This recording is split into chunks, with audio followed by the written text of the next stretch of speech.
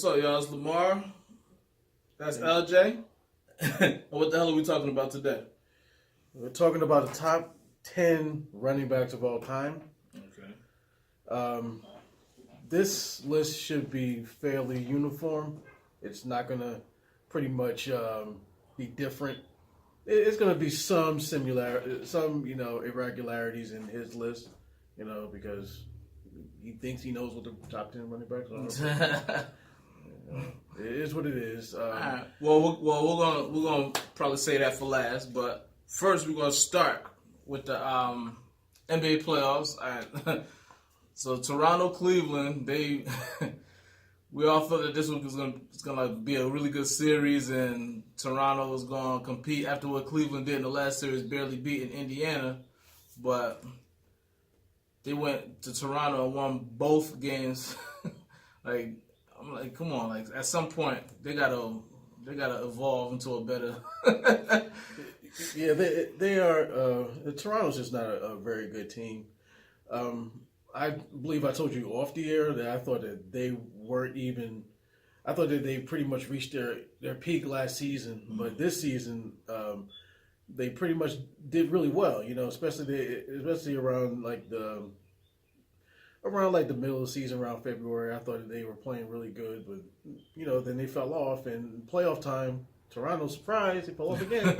Yeah, they're the same old Raptors. I'm like, come on, y'all got a deeper team. Y'all got just about everybody on that team can put some. I mean, they don't have dominant players, but they got a bunch of guys that play together that can all score. Like, they can all shoot, they can all drive, they play a solid deal. So I'm like, what's the problem? Like, come on, y'all saw what Indiana did to Cleveland last series. Like, y'all are better than Indiana. How could y'all not at least win one game at home? I would understand if Cleveland won one, but y'all lost both games at home, and y'all got to go back to Cleveland. This series is over. Well, I think that Indy is a better team than Toronto. I don't think they're deeper, but they have a better star. I don't think you believe that Oladipo is a star in this league, a superstar in this league, but I believe he is. And I believe that his coming out party was against the Cavs in this series. Well, he had a couple of good games, but he had at least 3 stinkers where he was 3 for 20 and he had some bad shooting games. So superstar players don't do that.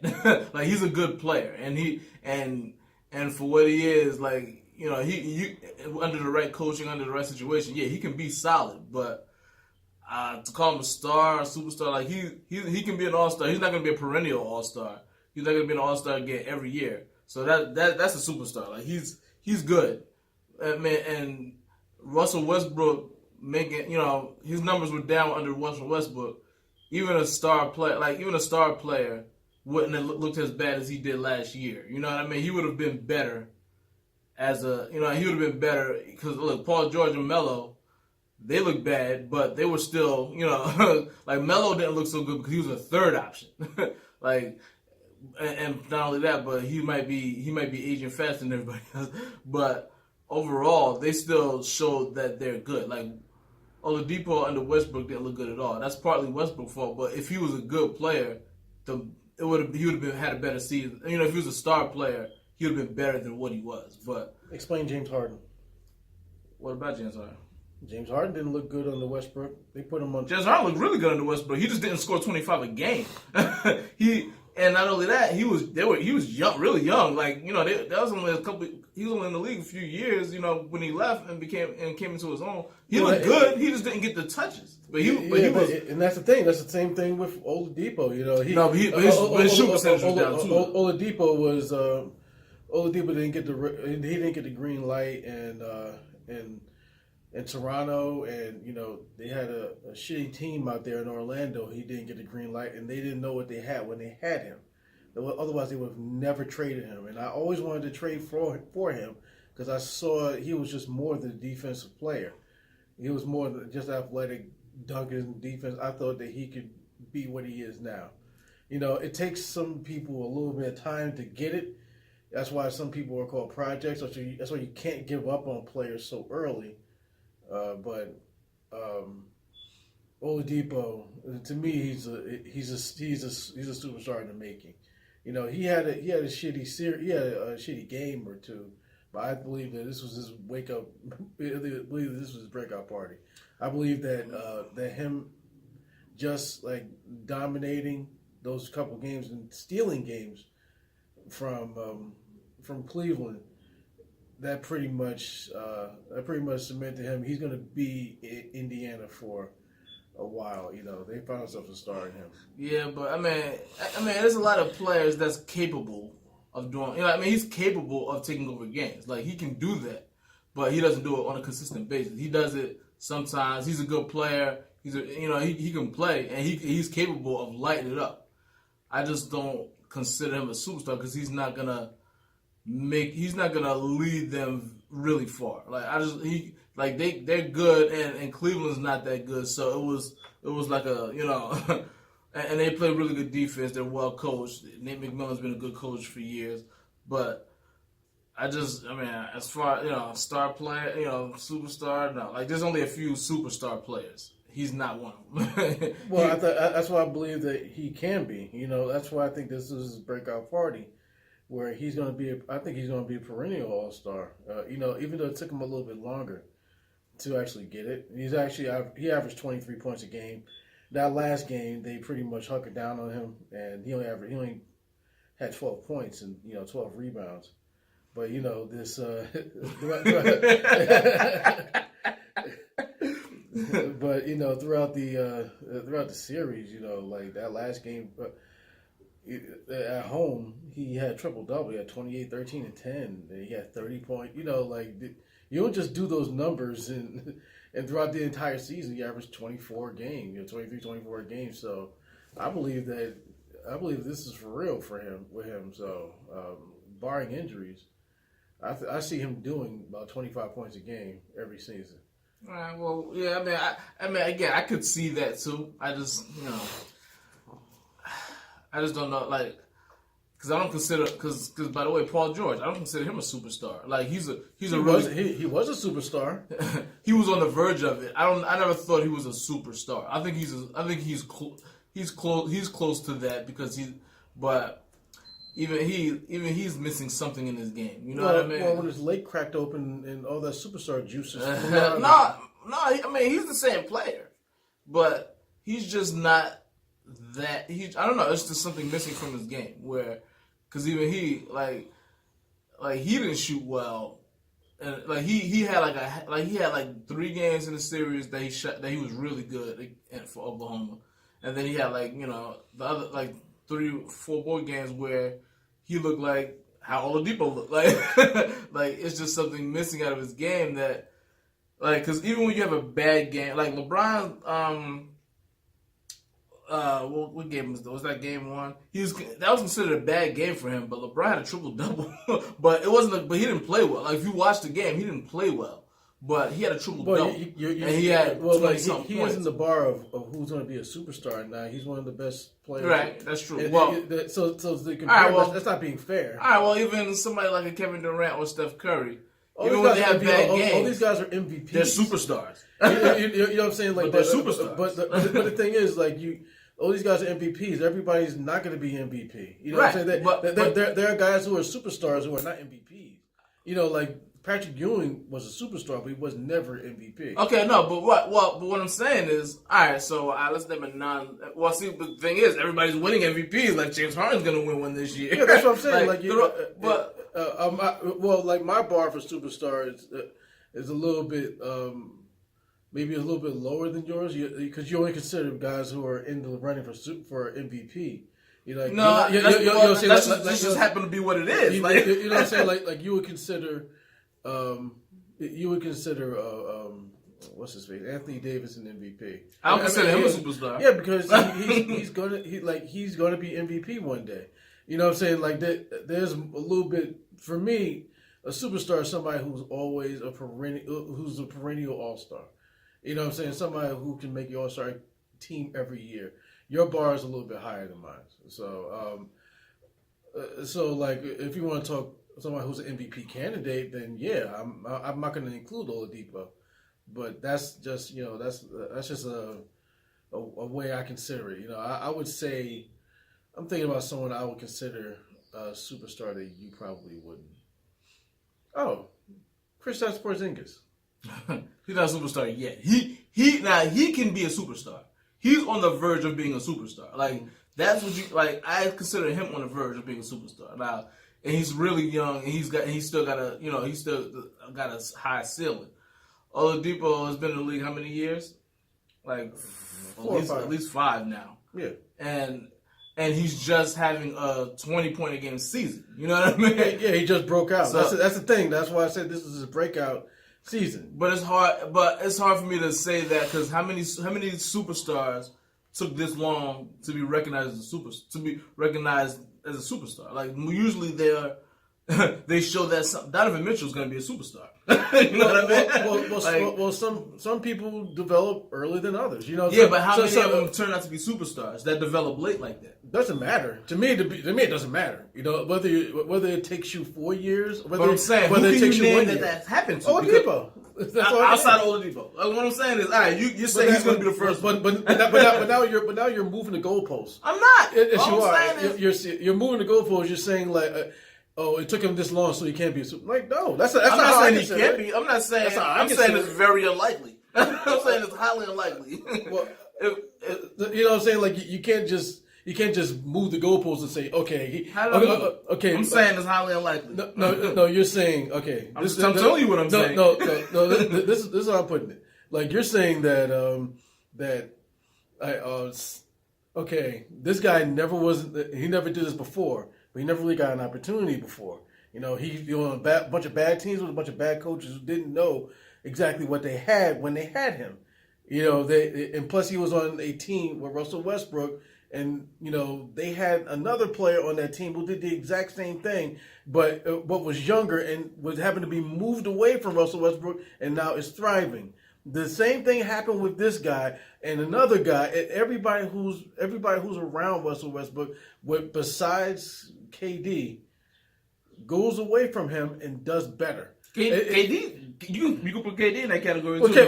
Well, KD was, but his percent, he's a more efficient player. He may not, his points per game may not be up.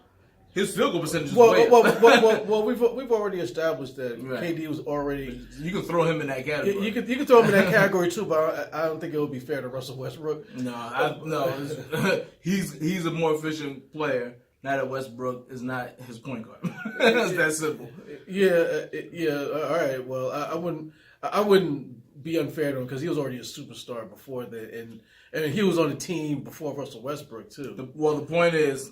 He got better. That's the point. He was already a superstar, but he got better. Well, he's not MVP. He's not. But if you put KD on this team, is he the MVP of this team, or is he the best player? He's the best player on the team. I think Steph Curry might be more valuable. He's the best player though. He's the best. He's the player that nobody can guard. You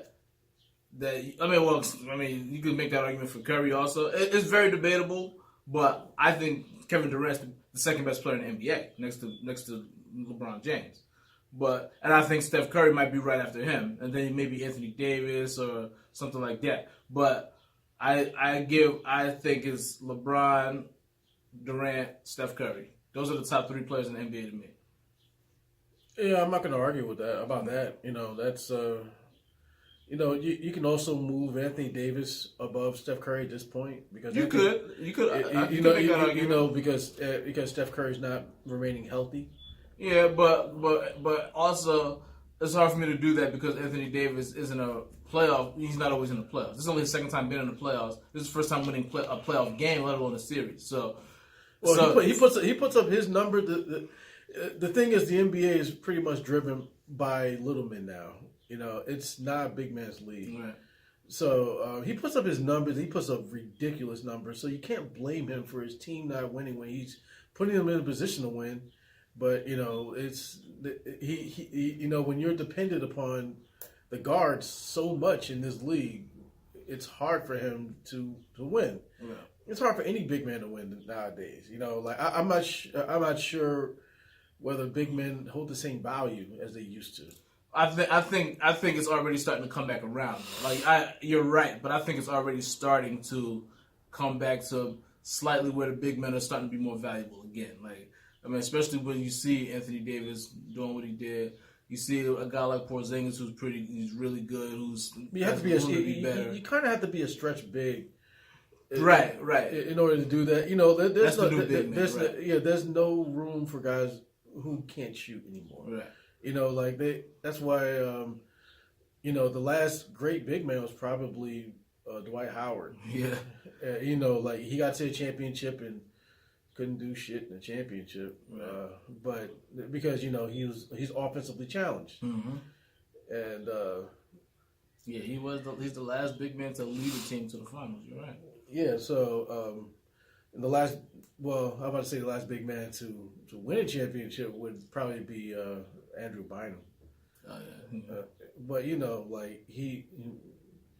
didn't lead that team. He didn't lead that team. That wasn't his team. That was Kobe's team. And he played along. And him and Gasol would go back and forth for who was the second. Yeah, when I say big man, I'm talking about centers, not power forward, not stretch forwards, because you got Dirk Nowitzki's and you got Kevin Durant, Kevin Garnett's. I'm not talking about those guys. I'm talking about centers who played in the box. Traditional center, right? Traditional center who play in the box, who do not shoot threes. But DeMarcus Cousins, he does it right. And he can do both. He's a traditional center that just developed an outside shot. yeah, he can actually do both. I would actually. His temperament is just. But he was doing good with New Orleans, and before he got hurt.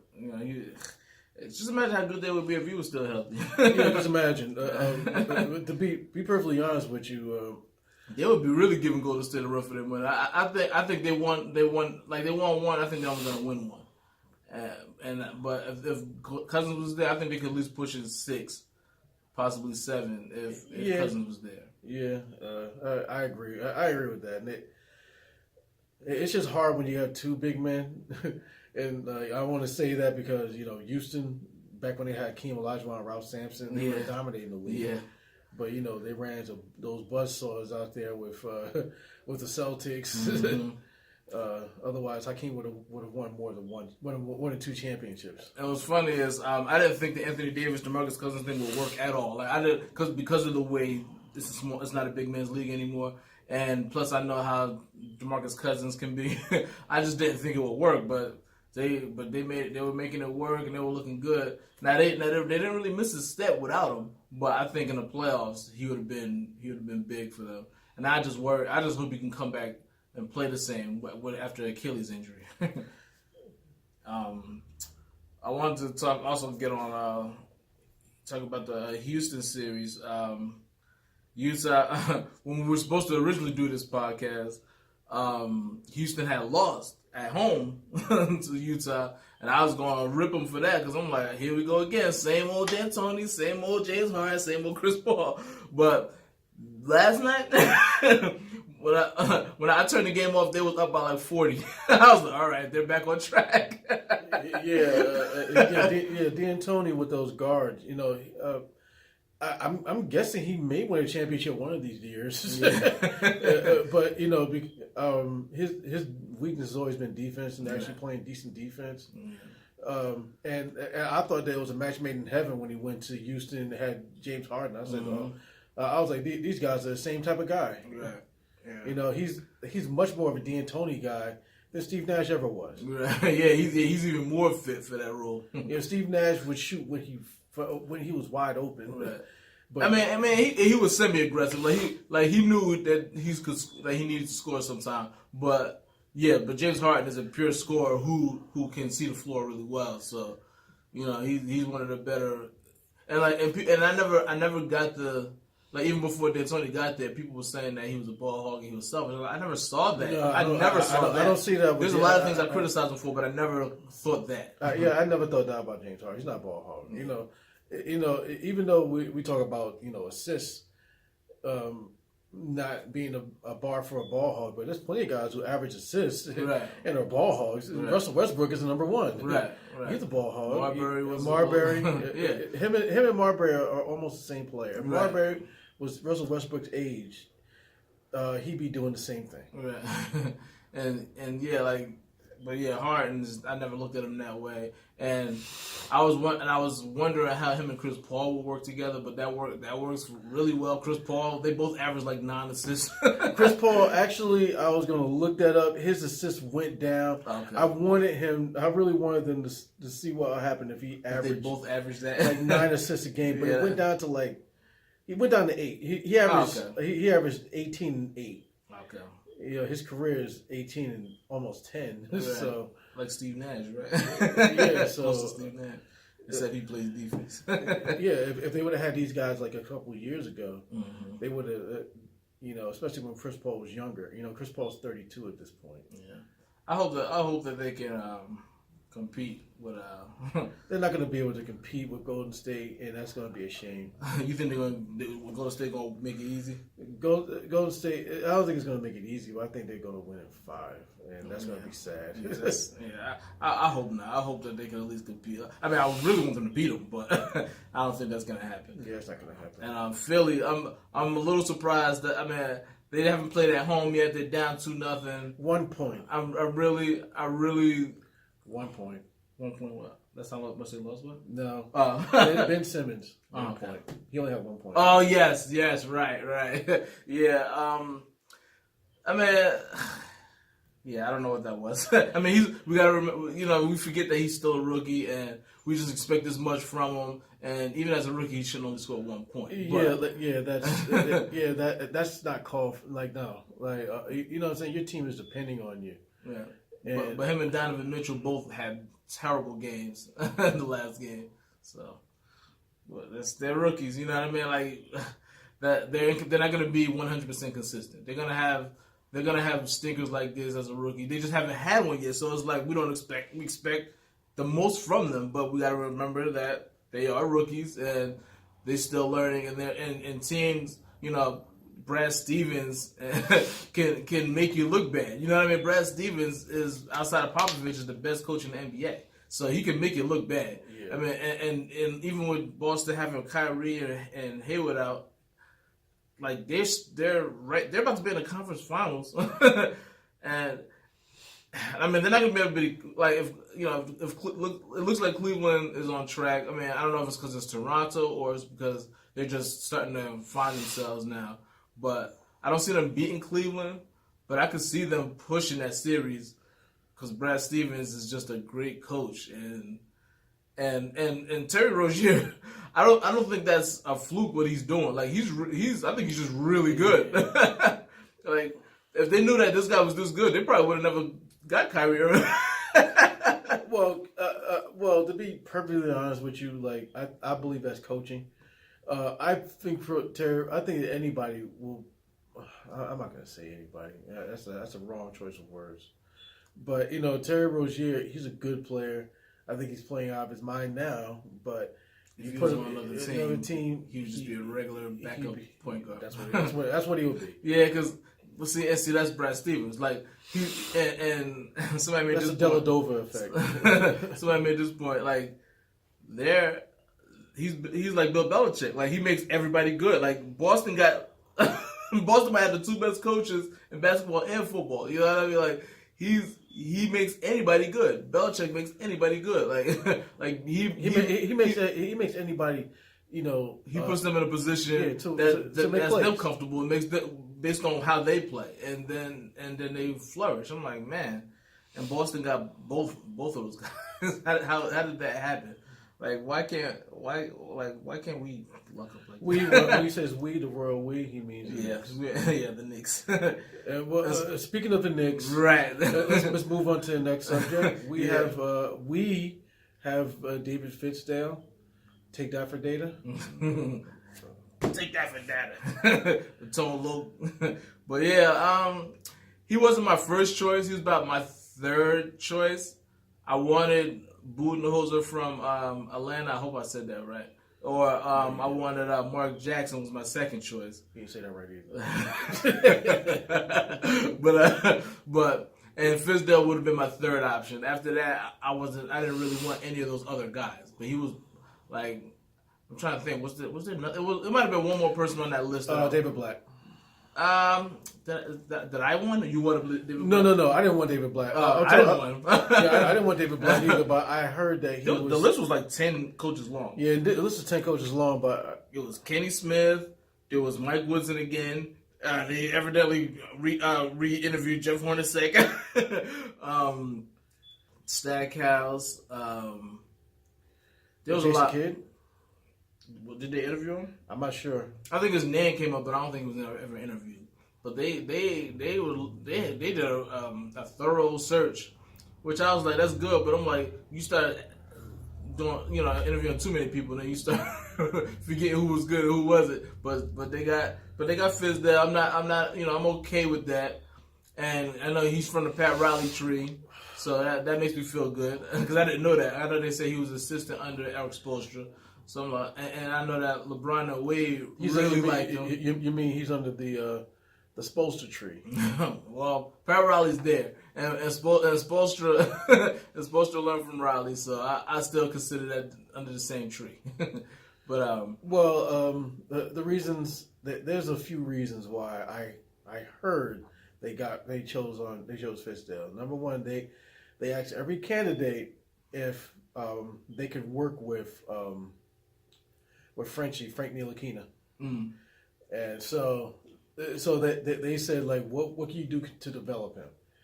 And I guess Fizdale had the right answers, and also he checked another box. LeBron likes him. Right. that was. I think that was the main. That's a really big box. I think that was the main reason, right? So just imagine if we would have drafted Dennis Smith Jr. and hired David Fizdale because LeBron likes both of them. We might have a shot. If we would have drafted Donovan Mitchell and had David Fizdale, then LeBron would definitely come. But it's kind of like, all right, Phil Jackson made this choice and was fired 2 days later. Yeah. I've got high hopes for Ntilikina. I hope that he plays better than he did his rookie season. He didn't have a bad rookie season. It's a rookie season. He's a rookie. We can't keep expecting these guys to make big splashes in the league. Some guys are projects. Right. But the thing is about the Knicks, Knicks fans aren't very patient. Yeah. I have no idea. New York fans aren't patient. Well, Mets fans are patient. They're not patient either. They just have no choice but to sit there and lose. Jets fans are. Giants fans are very patient. I'm a Giant fan. We gave what's his face 2 good seasons to do his thing. And who's this? You gotta say somebody's name. The coach. I forgot the coach's name. The guy they just fired. The guy we just fired. I forgot. I'm not a Giants fan, so I don't remember. Yeah, I forgot his name already. So the guy, we gave him opportunities, and he fell flat every single time. 3 years or 2 years? 2 years. Okay. But he was the offensive coordinator on the Tom Coughlin. We gave Tom Coughlin a lot of rope. Yeah. So when you win 2 Super Bowls, you kind of deserve. You deserve it. You earned it. You earned a lot of rope. Like that's why they don't want to send Eli away. Like they probably we should have. The thing is, Eli is our age, so he's almost ready to be put out the. And we're not playing football no more. He needs to, we're done playing football, right? So should he? Nah. People think he still has a little bit more in his tank, so there's a little bit more sugar in his tank. So we'll see what happens after that. Yeah, if I mean, I don't doubt that. I just felt like if they had a chance to get a quarterback where they should have got it, but I don't doubt that if they put an offensive line around him, they got a running game. They got a running back. We'll see if he's the real deal, like he's supposed to be. But if they get a good offensive line, they got a running game. They already got weapons. Well, then I think he could be. I mean, I don't think he's totally done either. I think. Matter of fact, he didn't look done last year, but the rest of the team was done. Yeah. That's the thing. He didn't look done last year, but he's not a West Coast quarterback, and he put him in that West Coast system. So, like he's not a high efficiency quarterback. He's never been a high efficiency quarterback. If you want to dig and dunk with him, he's not going to win a game with you. You're not going to win a Super Bowl doing that. He likes to air the ball out, and he's he's more of and he can't air the ball out like his brother did, even though he has a bigger arm than his brother did, and he's not going to be as efficient as a Tom Brady. Yeah. So you can't throw the ball 40 times a game because he'll give you 6 interceptions. Speaking of his brother, his ball wasn't a spiral. He never threw spirals. He threw ugly football. No, he was just smart and he knew what to do. But he did not have a beautiful arm. That's the thing about Peyton. He never had a lot of arm strength. Right. But he was very efficient. Right. He knew how to anticipate. He was real smart. But see, that's the thing. Like, part of the problem why I think that he wasn't as good in the playoffs is because you got to have improvisation in your head. I don't think he's an improvisation guy. He's a timing guy. So if things don't work, if things aren't working out as perfect, he can't run. You know what I mean? And he doesn't like throwing the ball away. And the pocket starts getting muddy, and he gets the happy feet. He doesn't. Peyton never really threw the ball away. Right. You know, like he would try to gun it in there. He wasn't. I would say he wasn't like as loosey goosey with the ball as his brother is. Right. His brother's like Brett Favre. So he'll gun it in there no matter what. That window's closed. It's going in there. Yeah. How did we get from talking about David Fisdale to all the way to Peyton Manning? All right. So this brings us to our next subject. The Browns. This is kind of a weird story, which I just want to hear what your thought on this, because I really don't know what to make of it. The Browns GM, the new GM, asked the volleyball coach that from Josh Rosen's school. They asked him about him. He was like, "Well, ask his girlfriend. She right over there. She's on the volleyball team."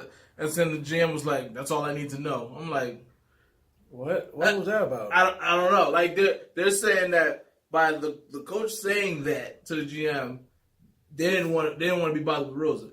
What? Now the theory is, I guess they figure since that coach had nothing good to say about Rosen, he passed it off. He passed it off to just like ask his girlfriend. She's over there. Like he kind of like passed it off. Instead of just saying, like, I don't know much about him. He's just like asking. So that's the theory. But I'm like, that's not enough for me to not draft the guy. Like, now if you don't think he's the guy, that's fine. But that's not going to be I'm confused. Everybody is. Like, like if I heard, like if I had the scoop on this story, I probably wouldn't even release the story because I wouldn't even know what to make of it. I would have just left it alone. Like, what? And I just walked away, like, balled up my paper, like, all right. I don't understand it. Like, and that's why the Cleveland Browns are the way they are. That's why they're one of the worst run franchises in sports. Now, saying that, I know we covered the NFL draft, and I was happy with their draft pick. Because we got to get Saquon Barkley, but I was happy with their draft pick. I think that if they wanted that guy, they got him. If there was a bad pick, then it's a bad pick. But they had to pick a quarterback. They had to. There was no other choice, even though this. Yeah, at least they did that, right? At least they didn't draft like an offensive lineman. Like that. They needed a quarterback. They have a guy now that he doesn't have to start immediately. They got Tyrod Taylor. What's his name? Tyrod Taylor, right? Tyrod Taylor. Yeah, they got Tyrod Taylor who can start. This guy can learn. Tyrod Taylor is still young, so he can start for the next 2 seasons. The guy can just learn from him. He doesn't have to put him out there. Yeah, I doubt he'll start for 2 seasons, but he'll definitely probably start the season as a starter. And if they start playing like the Browns play, I think by midway through the season they'll probably go ahead and put in a rookie. But I think that he needs to sit for an entire year. I think so too. But we're talking about the Browns. The Browns are gonna just throw him in there as soon as the fans start chanting for him. Browns are gonna, all right, let's just throw him in there. That's the Browns. And you don't really need to do that. Just have him go out there. And, the coach, he's playing for his career, so he's already gone. They don't. The only way I can save his season is if somehow they made the playoffs. I think he's going after this year. That's not going to happen. If I were him, I'd have fun with it. Like this is your last coaching job. Yeah. You know what I'm saying? You're a black coach, which means that you're probably not going to get hired anywhere else.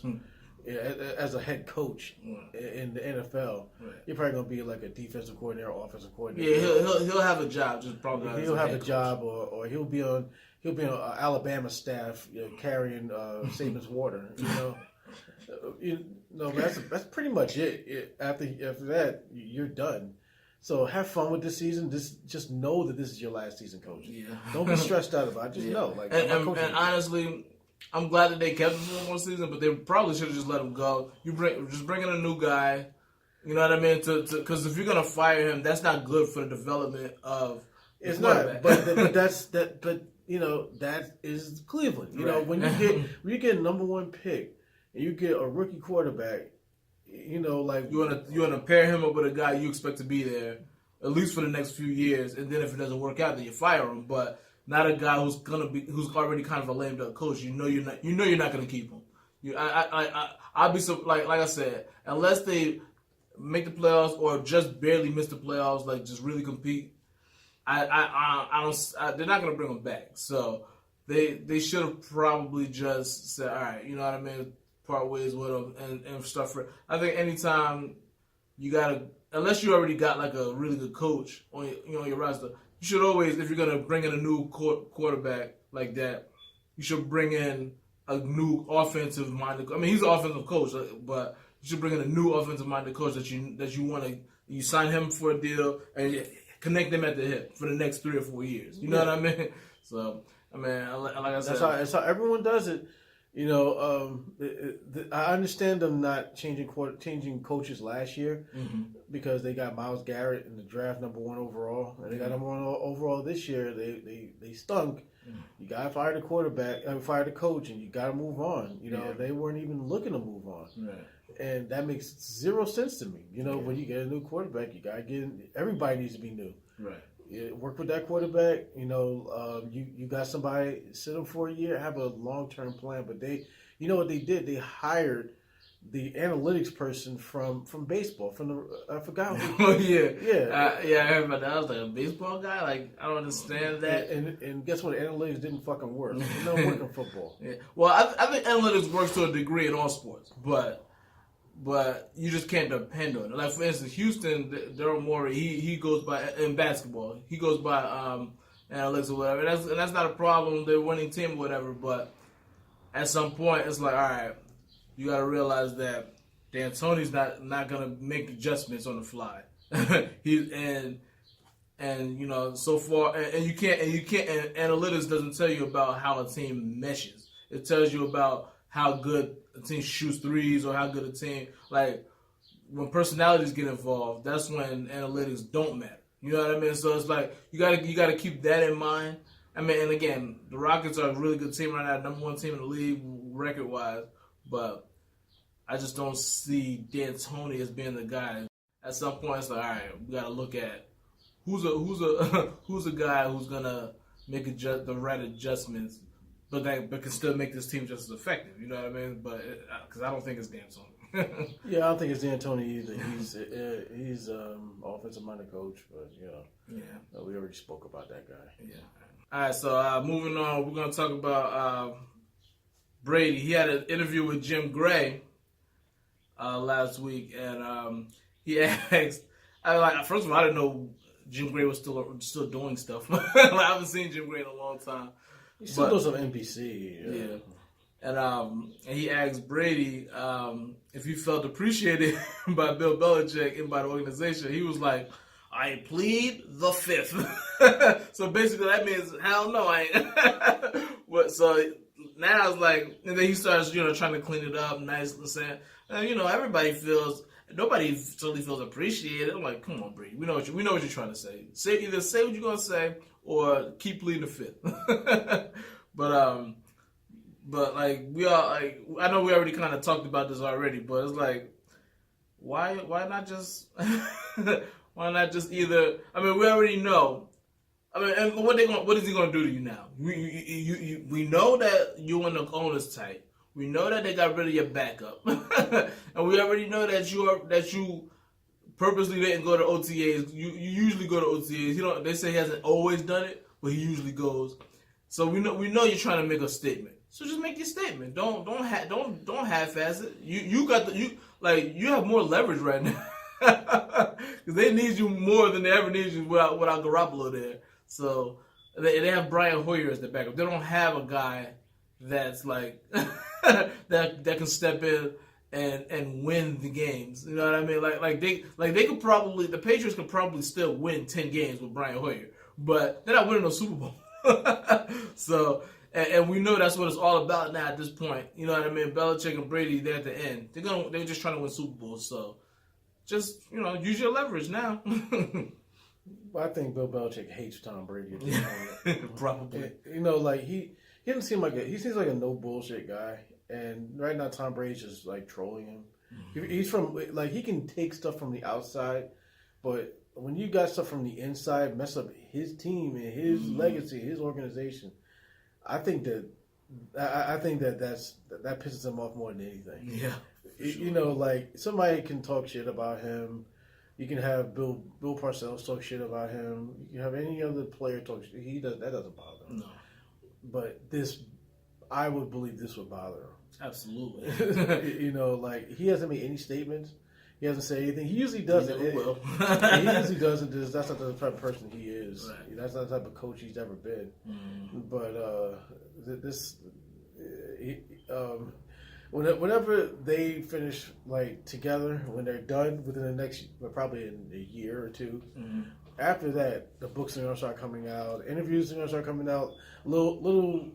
Little tidbits are going to start floating around. We don't know where it came from. I can't wait. Where'd that come from? Tom Brady. Tom Brady kissed a guy in the locker room once. What happened?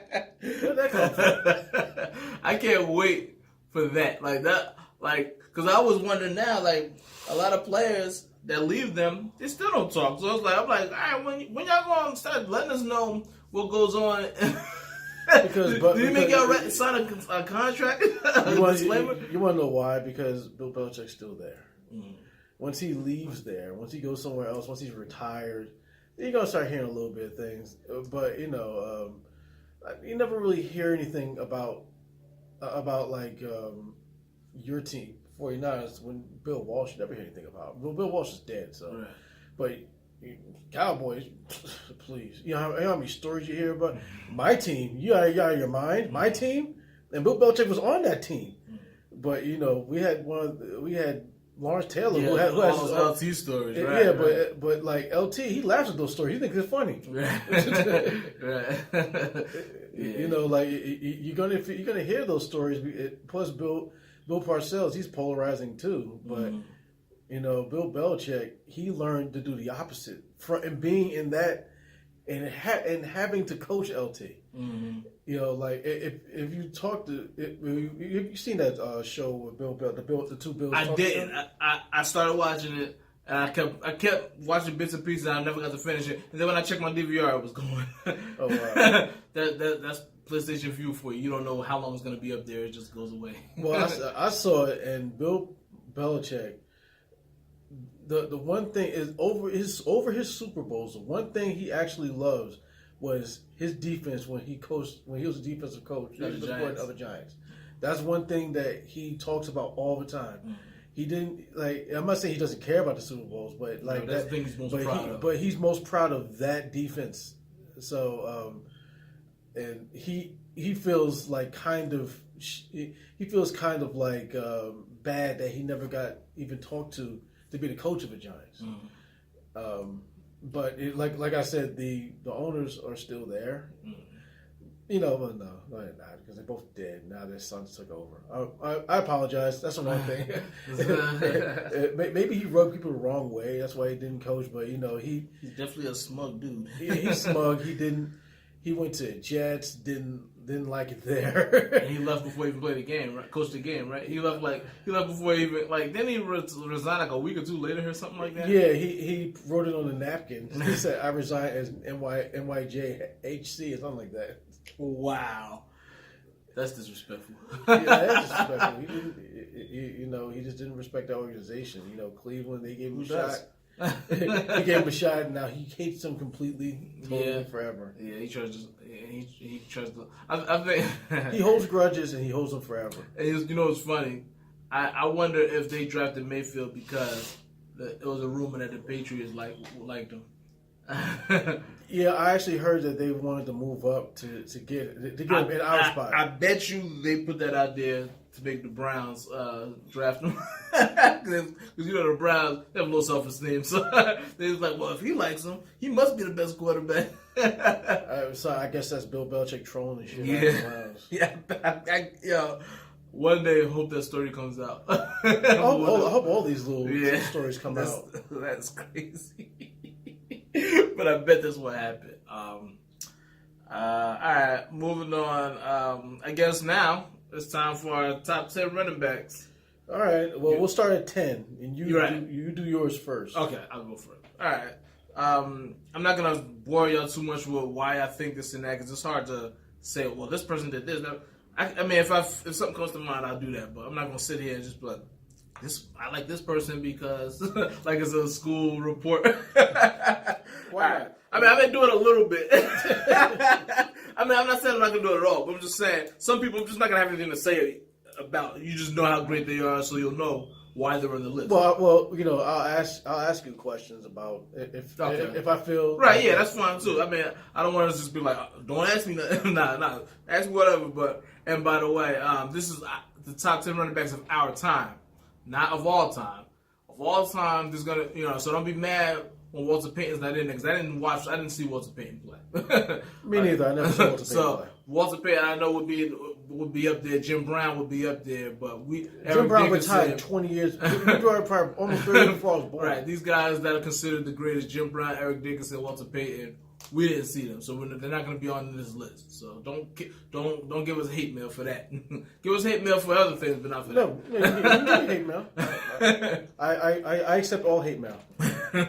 All right, so number 10, I got Terrell Davis from Denver. Super Bowl running back. He was really good. Didn't he have a 2,000-yard season also? Yeah, he had one 2,000-yard season. He was the man.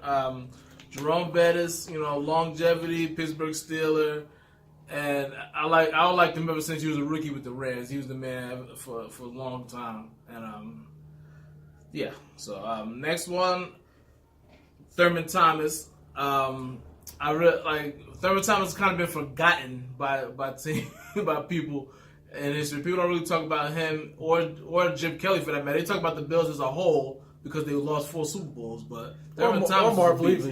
Right, Thurman Thomas was a beast, and it's just a shame that he had that one bad Super Bowl where he fumbled the ball like twice, 2 or 3 times. That was bad. But outside of that, he was great. Curtis Martin is my next one. That's number 10, 9, 8, 7. Curtis Martin is number 7. And he wasn't as dynamic as anybody else on this list. But he was consistent. He got the job done. And he was always one of my personal favorites ever since he was with the Patriots. And then when he went to the Jets, I always liked Curtis Martin. He's just consistent, no nonsense, get the yards running back. Number 6. And this is where it's going to start getting really elite guys.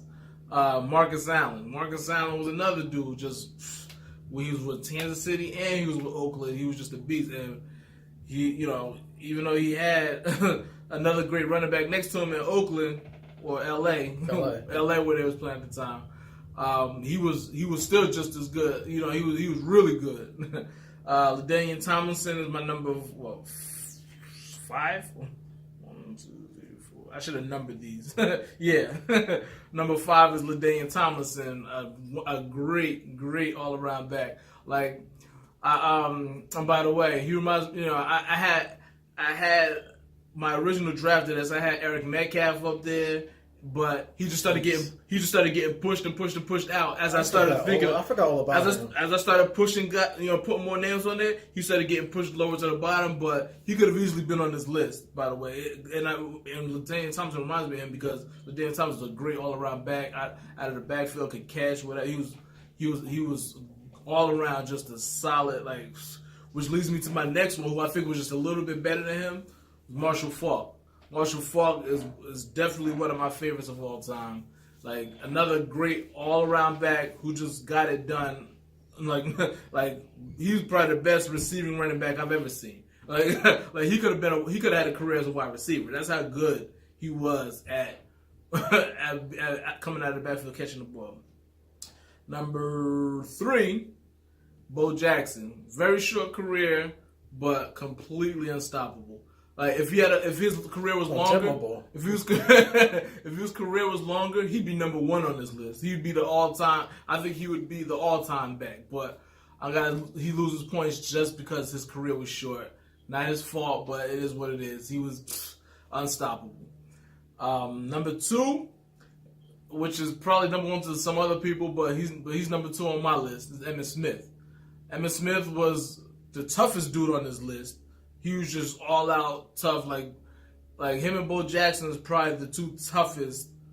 Oh, I can't even say that because Jerome Bettis was pretty damn tough. So, but I give him the edge. Though I think he was just tougher. I think just like as tough as Jerome Bettis was, I give Emmitt Smith. And mind you, I hate the Cowboys, so it's not easy for me to say that. But he was tough. He had a lot of heart. He played games injured. He just stuck it out. He was just, on top of the fact that he was a champion, like he was just a true champion. And my number 1, Barry Sanders. If y'all didn't already know, Barry Sanders. Barry Sanders could make anybody look foolish. He ended. He made people look so silly on the field. Now he wasn't the catcher out of the backfield like somebody like Thomason and Falk. And he wasn't the tough guy like Emmitt Smith and Bettis, but he just straight made you look foolish. He could like, and they would have to load up the box on this guy. He would have games where he would lose like 4 yards, 5 yards, 6 yards, 7 yards, 8 yards, and then next thing you know, he would just break one for 60 yards because you just couldn't touch him, and he just made people look so dumb. And he's my all-time favorite running back. By far, that's just easy for me. All right, you up? All right, my number 10 is Bo Jackson. He's number 10 because he didn't play that long. I can't give you a lot of points when you only had 2 good seasons. That's fair. So as far as athletes go, I would put him in the top 5 because he played 2 sports. He played them well. Mm-hmm. But he only had 2 good seasons, so I had to put him at 10. But those 2 good seasons were really good, so that's the reason why he even broke my top 10. Otherwise, he'd be down this list, past Edgerrin James. Oh wow! Who's number 11 on my list? Number 9 would be I'm sorry, Jerome Bettis. Jerome Bettis is number 9. He didn't wow you with a bunch of numbers. But he was consistent. He was tough. He got 1,000 yards at least 10 times in his career. Even when he was hurt, he was still playing, get 1,000 yards. Mm-hmm. So he was consistent, and that's why I liked about him. Number 8, Tiki fucking Barber. Wow. Because Tiki Barber played really well. He was consistent, just like Jerome Bettis was. Tiki Barber was good. Barber was really good. He was consistent, just like Jerome Bettis was. He would get 1,000 yards a season. And then when he got older, he played even better. Where he was leading the league in rushing. He did it for 3 seasons. Other than Sean Alexander winning that year in rushing, he would have led the league in rushing, and he had almost 1,000 yards catching too. And I'm not just saying that because I'm a Giant fan, but because dude really played really well and played better later on in life. Even though he played 10 seasons. Because he did a running back thing, going to play 10 seasons and retire, so just like Jim Brown. Okay, my number 7 is going to be Priest Holmes. Okay. Now, Priest Holmes, he was every down back, and plus he was really good catching that ball out the backfield. So I love Priest Holmes. Even though he beat the shit out of my team in the Super Bowl, I loved the way he played. You know what I'm saying? Like he was he was still with Baltimore then, huh? Yeah. Oh wow. So he was just great. So I will put him definitely in my top 10. Let's see. Number 6 is Adrian Peterson. He's the last every down back I've seen. in that 2,000-yard season was great. As far as the way he came back from ACL tear and got 2,000 yards, am I casting any aspersions? Am I making any type of aspersions about how he did it? But it just didn't seem natural to me. Yeah, it didn't seem natural. It didn't seem natural.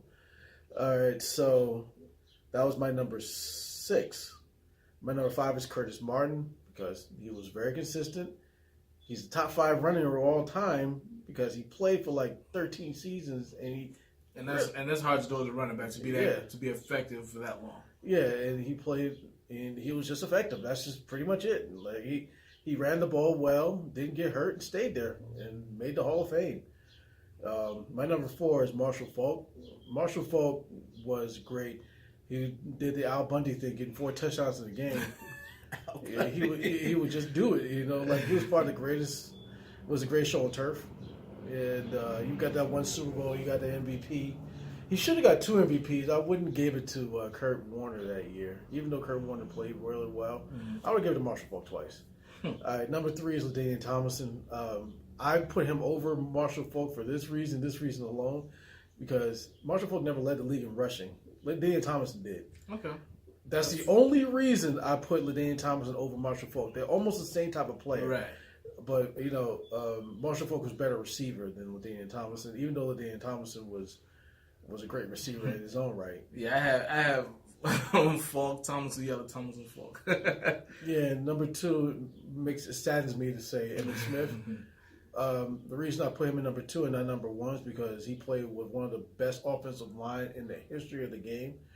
But I can't take that away from him. He put up his numbers, and he played for 14 seasons. So he's the number 1 rusher of all time. So he was tough. He won 3 Super Bowls. He won an MVP. So there's no way I can deny what he was. Mm-hmm. And number 1, Barry Sanders. Barry Sanders ended Rod Woodson's career. Barry Sanders made a lot of people. He made a lot of highlights on people. And the way he was just tiny and didn't seem like he worked out, and just would take that ball and just make people just miss him. It was just ridiculous. And plus, he gets extra points because he was a virgin his entire career until he retired. So,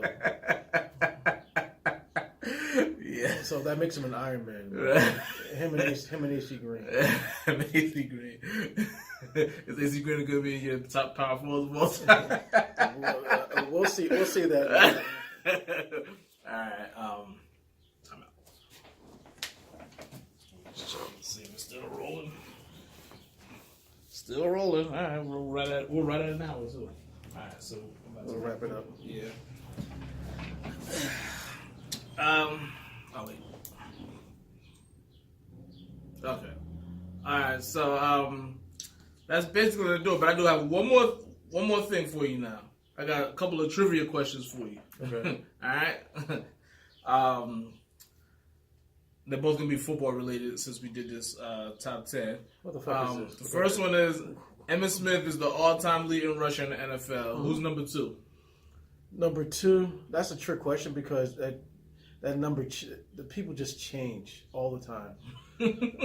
Jesus Christ. Number 2 is not Jim Brown. I know it for a fact it's not. It might be fucking Adrian Peterson. No, it's not.